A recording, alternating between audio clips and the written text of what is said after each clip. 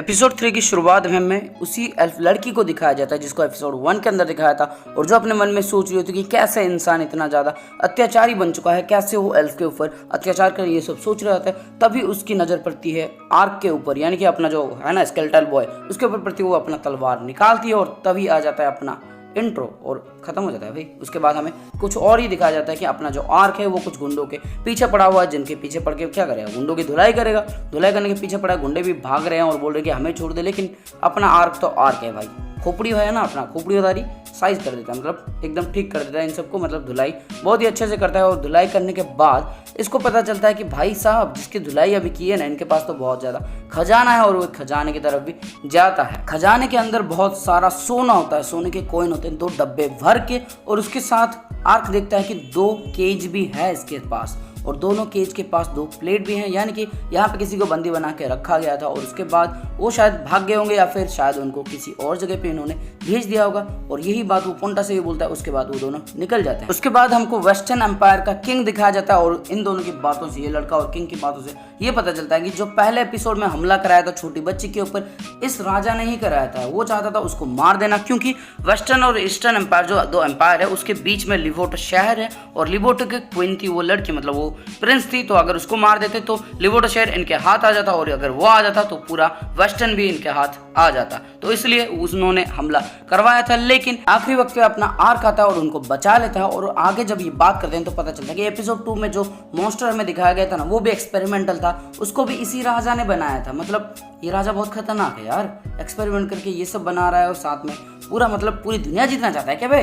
पेट देख रहा है कितना बड़ा है, दुनिया जितना तो पेट ही तेरा बड़ा है। और तभी ये बताता है कि किस तरह से एम्पायर के कौन सा राजा कौन है, क्या है, सब कुछ बताता है। ईस्टर्न वेस्टर्न से बताता है और बीच में ये जो लिबर्टो है इसको अगर जीत लिया जाए तो उसका बहुत ज़्यादा काम हो जाएगा, आसान हो जाएगा, ये सब बताता है। लेकिन वेस्टर्न एम्पायर का जो प्रिंस है जिसका नाम है सेक्ट, उसके बीच में और प्रिंस डेक्रेस जो कि अपना लिबर्टो का प्रिंस है, उनके अंदर अच्छी दोस्ती है और इसलिए इनकी दोस्ती तोड़ने के लिए इसने उस बच्ची को मारने की कोशिश की थी लेकिन नहीं कर पाया। उसके बाद हमें पता चलता है कि इस नाकारा का एक बेटा भी है जिसका नाम है उडोलन, यानी कि प्रिंस उडोलन, जो कि है अपना ईस्टर्न का प्रिंस। उसके बाद हमें आर्क का सीन दिखाया जाता है जिसके ऊपर अभी अभी इस एल्फ ने अटैक कर दिया है और आर्क अपने आप को डिफेंड करता है। और तभी बताता है कि ये जो एल्फ है ये काफ़ी तेज है, बहुत ही तेजी से, मतलब इसके जो मूव्स है बहुत ज़्यादा स्पीड है, लेकिन इसको बड़ी ही आसानी से अपना आर्क रोक लेता है, क्योंकि ये भी तो स्केलेटन नाइट है ना, ये कोई मामूली बंदा तो है नहीं। और उसको बीच में याद भी आता है कि ये तो वही लड़की है जिसको मैंने देखा था पहले। और तब वो तो बताने की कोशिश करता है कि तुम मेरे ऊपर हमला क्यों कर रहे हो, मैं तुम्हारा कोई दुश्मन नहीं, वगैरह वगैरह करने की कोशिश करता है। लेकिन एल्फ को यही लगता है कि यही वो बंदा है जो बच्चों को किडनैप करता है, यानी कि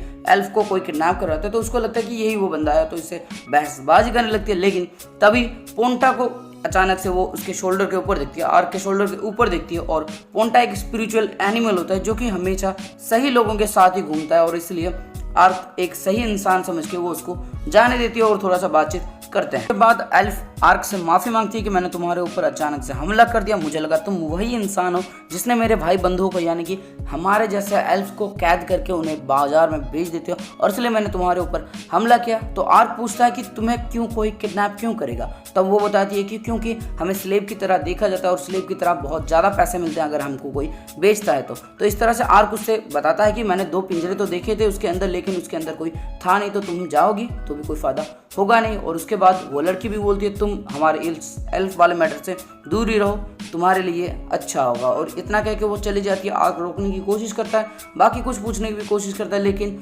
एल्फ बिल्कुल भी नहीं सुनती और बोलती है मुझे माफ़ करना, मुझे जाना होगा, और निकल जाती है। उसके बाद अपना आर्क बहुत ज़ोरों से चिल्लाता है और बोलता है यस मैंने कर दिया। मतलब गेम के अंदर एक सिचुएशन होता है जहाँ पे एल्फ की मदद करना होता है, तो ये इसने यहाँ पे कर दिया, लेकिन गेम के अंदर ये कभी कर ही नहीं पाता था, तो इसलिए बहुत ज़्यादा खुश होता है। उसके बाद घर में आता है और क्या करेगा, घर के आने के बाद मस्ती से खाना खाता है और पोंटा अपना लेटा हुआ होता है, मतलब बहुत ज़्यादा खाना खा लिया होता है, तो लेटा आता है। और तभी आर्क सोचता है कि मुझे उस लड़की से मिलना है, किस लिए मिलना है ये तो अच्छी तरह से बताता नहीं है, लेकिन उससे मिलना है, मुझे जानना है एल्फ के बारे में, वगैरह वगैरह ऐसा सोचता है। और डायमेंशनल मूव करके वो जंगल की तरफ जाता है जहाँ पे बहुत ज़्यादा घना जंगल होता है, वहाँ पे जाता है, क्योंकि इसको बताया गया होता है कि घने जंगल के अंदर ही एल्फ रहा करते हैं। तो ये एक बहुत ही ज़्यादा घना जंगल में रहता है और ये खुद बोलता है कि ये जंगल तो उस जंगल से भी ज़्यादा गहरा है जहाँ से मैंने मिस मार्के के साथ, जहाँ पे मैंने घूमा था। एपिसोड 2 में ये एक लड़के के साथ घूम रहा होता है, छोटी सी बच्चे के साथ, वो है मिस मार्का, और उसके साथ जिस जंगल में घूमा था ये वाला जंगल उससे ज़्यादा घना है, तो यहाँ पे एल्फ का मिलने का ज़्यादा चांसेस है। और तभी उसको एक लड़की की आवाज़ आती है जो चिल्ला रही होती है कि छोड़ दो मुझे, लेकिन उसके साथ कुछ गुंडे होते हैं जो उसको किडनैप करने की कोशिश कर रहे हैं। और जिस बंदे को आपने अभी देखा लाल कलर के शर्ट में, वही है प्रिंस ओडोलन। यही है वो कमीना प्रिंस ओडोलन जिसको अभी तुम स्क्रीन के ऊपर देख रहे हो। वो कुछ एल्फ बच्चियों को किडनैप कर रहा होता है ताकि ये जाके बाजार में बेच सके, और बाजार में बेचेगा तो बहुत ज़्यादा पैसा मिलेगा। लेकिन उससे पहले इसका कुछ और भी काम है, यानी कि इसके दिल में बहुत ज़्यादा खोट है, बहुत ज़्यादा पाप है। ये इन लड़कियों को इस्तेमाल करना चाहता है अपने लिए। इस तरह की मतलब गंदे गंदे विचार रखता है ये साला कुत्ता कमीना।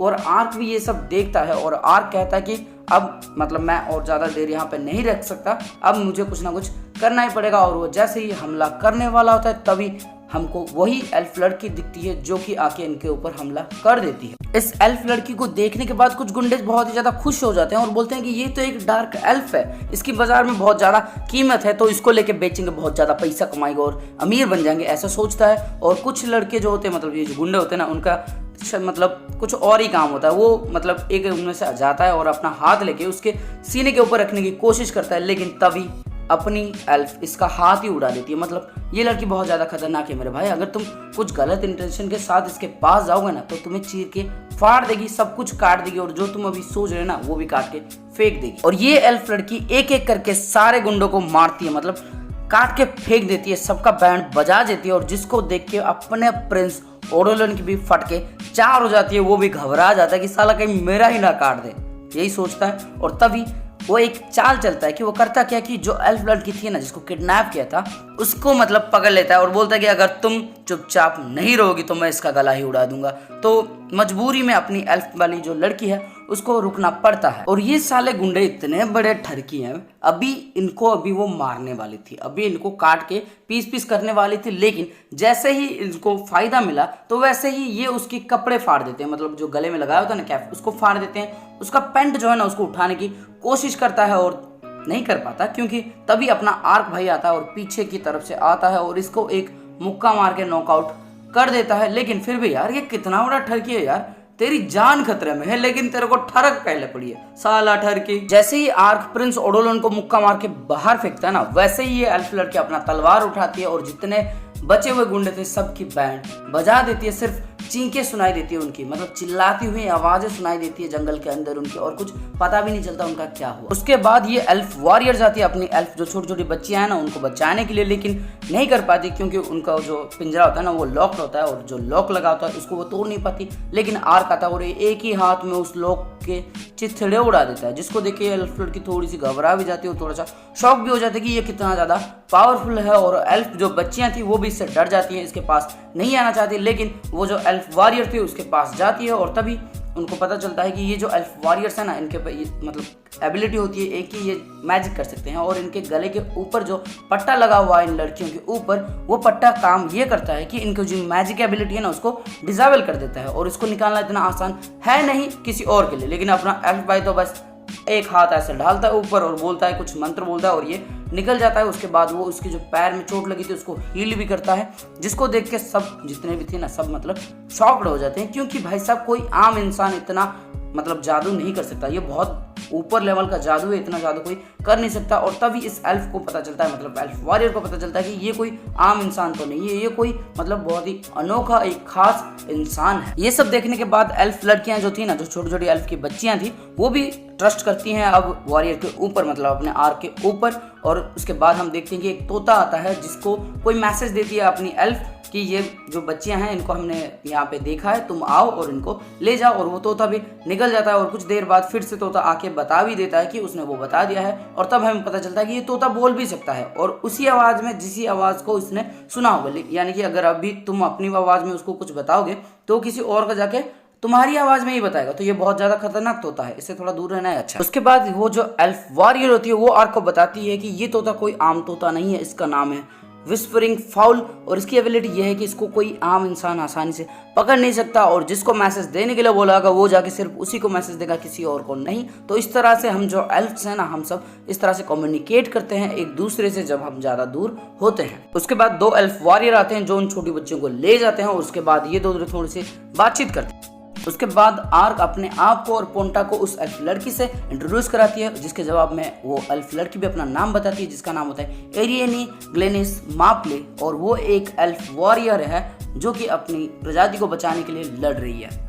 तभी वो फाउल फिर से वापस आता है, जो किसी और की आवाज़ में ये बोलता है कि तुमने बहुत बढ़िया काम किया है, हमने अभी डाउनटो विलेज के पास अपना हेडक्वार्टर बसाया है, लेकिन इतना काम काफ़ी नहीं है, और भी बहुत सारे एल्फ लड़कियां हैं, लड़के हैं जिनको अभी किडनैप करके शहर में बेचा जा रहा है, तुम्हें जाके उन सबको भी बचाना है। और जब आर्क सुनता है कि ये तोता मतलब उसी आवाज़ में बोलता है जिसकी आवाज़ उसने सुनी होगी, तो वो थोड़ा सा हैरान हो। और तभी एल्फ वॉरियर माप्ले आर्क से पूछती है, तुम एक मर्सनरी हो, क्या तुम मेरे साथ काम करना पसंद करोगे? और इसी बात पे ये वाला एपिसोड हो जाता है खत्म। तो दोस्तों इस वीडियो में जो कुछ था ना बस यहीं तक था। फिर मिलते हैं अगली वीडियो में, तब तक के लिए इस वीडियो को लाइक कर देना, कमेंट करके बताना आपको इसमें से क्या अच्छा लगा क्या नहीं लगा, और कौन सी अगर कोई एनीमे चाहिए हो ना तो बता देना मेरे को, मैं उसके ऊपर भी वीडियोस बना दूंगा। और उसके साथ अपने दोस्तों के साथ इस चैनल को शेयर कर देना ताकि वो भी थोड़ा सा मजा उठा सके इस एनीमे का। और साथ में चैनल को सब्सक्राइब करना बिल्कुल ही मत भूलना, और सब्सक्राइब करने के बाद बेल का आइकन जो है ना उसको बजा देना, क्योंकि सबकी घंटी बज रही है, अपनी भी बजनी चाहिए, घंटी बजनी चाहिए, वो बिल्कुल